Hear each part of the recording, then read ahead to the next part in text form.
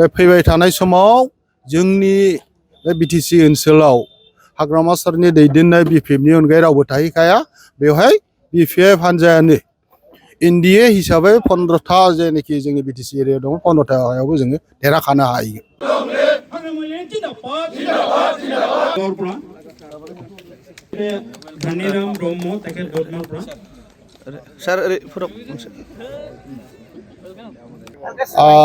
नोंथांमोनखौ धन्यबाद होयो दिनैनि जेनाखि ट्रेन्डिं बिपिएफनि फारसे जोंनि हाग्रामा महिलारि सारखौ मोजां मोननानै जे दिनै धौ मोनसे सृष्टि जादों आरो फिउचार एनालाइसिस पलिटिकेल एनालाइसिसफ्रा दिनैनि दिनाव बुंगासिनो दङ जोंनि बिटिसि ओनसोलाव बिपिएफनि अनगायै रावबो राजनैतिक हान्जाया थाहैखानाय नंला बेखौ नुनानैनो दिनै जोंनि बिटिसि ओनसोलनि रायजो राजा बा बिटिसि ओनसोलनि गुबुन गुबुन दोलोनि मावथिफोर दैदेनगिरिफोरजों दिनै जयेन जाफैगासिनो दङ।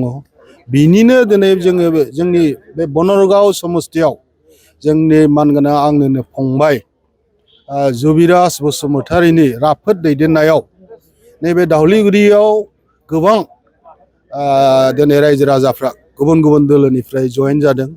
खुब मोजां बेयो जोंनि थाखाय लक्षन आरो बे क्रेडिटखौ जोङो हाग्रामा सारजों लोगोसे जुबिराज फंबायनिसिम होनांगोन। बे जोंनि फैबाय थानाय एमएलए इलेक्सनावबो निस्सय गोहोम गोग्लैगोन आरो बे धौखौ जेन' जोङो लांबाय थानो हायो बा लांखागोनबो। दहाय जोंहा जुबिराज फंबायानो बुंदों जोंनि हाइकमान्डनि गाहाय हाग्रामा महिलारि सारा जेसेबां हागौ जिखि राजनितिक हान्जानि बा रायजो राजा बे रोखोम लोब्बा गैयाब्लाबो जोंनि बिपिएफ दोलोआव सोनानै लानांगौ आरो बिपिएफनि जानानै मोजां खामानि मावनायाव जों बयबो आग भाग लानांगौ होननानै बिथोन होनानै दिनैनि बे माबाया जादों। ओंखायनो आंखौबो दिनै बेवहाय लेंहरफानायनि थाखाय जोंनि बनरगाव ब्लकनि दैदेनगिरिजों लोगोसे जुबिराज फंबायखौ आं धन्यबाद होयो आरो प्रग्रामा खुब मोजां जादों खुब मोजाङैनो साक्सेस जालांदों आरो बे कन्टिनिउ थालांबाय थाथों।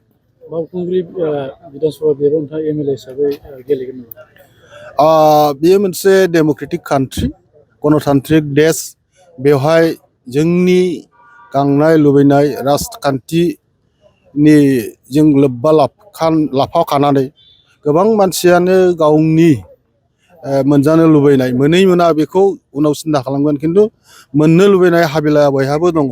आंबो सासे भारतबर्षनि बा आसामनि बा बिटिसि बासिनि बनरगाव समस्ति ओरै जानानै क'क्राझारबासि जानानै आंबो बावखुंग्रि समस्ति 4 नं बावखुंग्रि समस्तियाव आंबो आनअफिसियेलि भाबै दरखास्त होदों।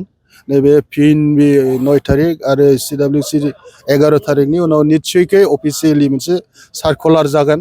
बे सार्कुलारनि उनाव निस्सय आङो अफिसियेलि होबावगोन खिन्थु आंनि जेनाखि लुबैनाय बेखौ आङो रायजो राजाफोरनो एडभान्सकै खोन्थानो थाखाय आं मैया बावखुंग्रिनि सासे बिजाथि महरै लुबैनानै आं बेखौ दरखास्त होदों। दा मोननाय मोनैया बे गिदिर खोथा मोनाबो जानो हागौ मोनगोनबो जानो हागौ बे हाइकमान्डनि पार्टिनि खोथा। दा आसा खालामदों बयबो आसा खालामनानैसो निस्सय दरखास्तखौ होयो। आंहाबो मोनसे बिसास दं हाग्रामा सारा जिहेतु आगोलावबो जोङो ज' बिटिसिआव खामानि मावबोदों नैबे थांनाय एमसिएलए इलेक्सनाव बे हिसाबै निस्सय हाग्रामा सारा आंखौ अनगोन बे बिनि बिसासा दङ। हाइकमान्डआ नोंथांनो जुदि टिकेटखौ होमारोबा रायजो राजाफोर मा आसा खालामनांगौ? हाइकमान्डआ जुदि टिकेटखौ होयोब्ला बेवहाय एबारनि इलेक्सन केम्पेइनाव बेक्ति हिसाबै बे रोखोम जेबो जानाय नङा। खारन जोङो बिपिएफ बा हाग्रामानि ब्रेन्डआवसो जोङो राजनितिखौ गेलेगोन।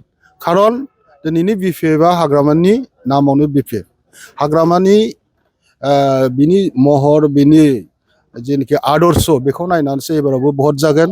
नंखायनो बे फैबाय थानाय बे इलेक्सनाव जुदि केन्डिडेट आङो मोनमारोब्ला बेवहाय जोंहा उननि बेलायाव स्टेन्डिं कमिटि दानानै केम्पेइननि बायदिसिना माबा जालांगोन। बे हिसाबै जोंहा बारा गोनो गोथो जानायनि खोथा गैया आरो नोंथांमोना दिनैनि दिनाव नुबाय जा ट्रेन्डिं सोलिगासिनो दङ बे फैबाय थानाय समाव जोंनि बे बिटिसि ओनसोलाव हाग्रामा सरनि दैदेननाय बिपिएफनि अनगायै रावबो थाहैखाया बेवहाय बिपिएफ हान्जायानो एनडिए हिसाबै 15था जेनाखि जोंनि बिटिसि एरियायाव दङ 15थायावबो जोङो देरहाखानो हायो